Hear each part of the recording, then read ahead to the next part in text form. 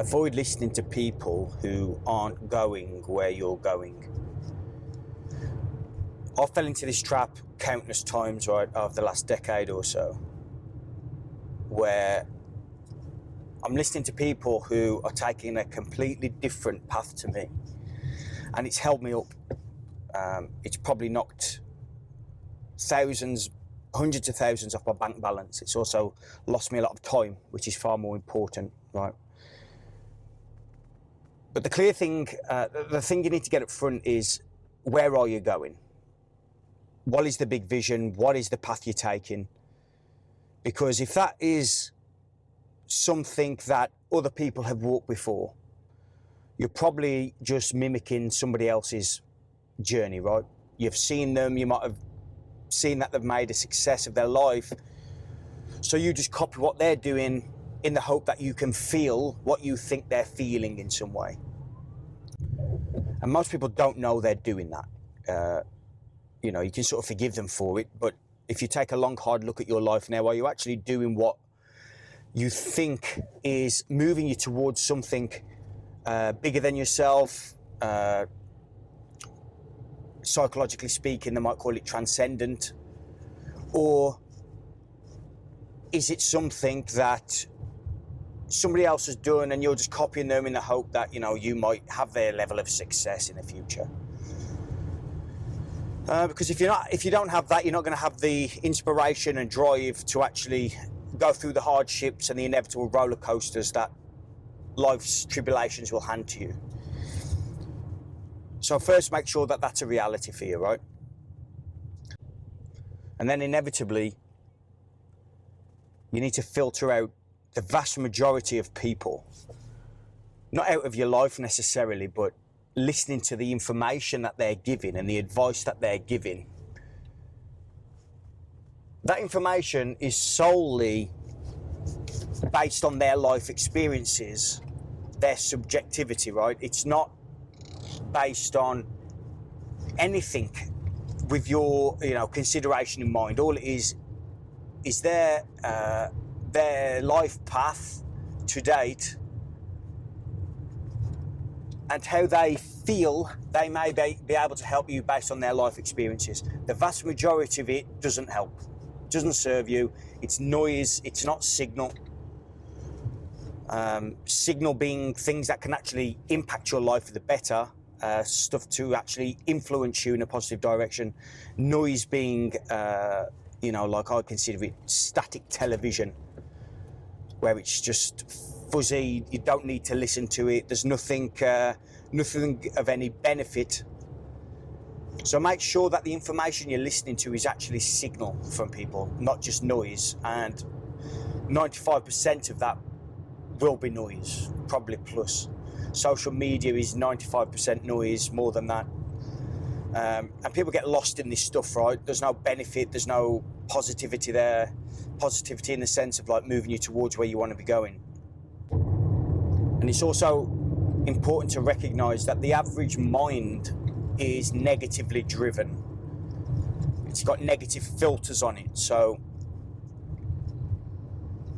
if you consider the average person, they're in survival mode, right? They're doing everything they can just to make hay, just to get by in a world that is dangerous, and they're always living in a state of fear and all this. Now, if you know that, the criticism that you'll receive from other people, the feedback, but also the negative criticism that you'll receive from other people, isn't to be absorbed and took on board as, some truth. It's to be seen as potential feedback, probable noise, but potential feedback. And you can also thrive in other people's negativity. And when I say that, that's a little bit of a superpower. Because most people wilt and they hide away when other people attack them. But when you actually see other people attacking you from a state of fear and negativity and all this, you can actually thrive in that. If you check out a book by Nassim Taleb called Anti-Fragile, one of his Inserto series.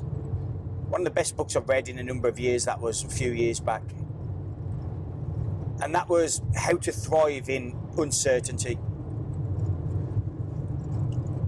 How to become anti-fragile. So if people are giving you shit, how can you thrive in that shit rather than wilting away, or rather than just getting through it? How can you actively thrive in it?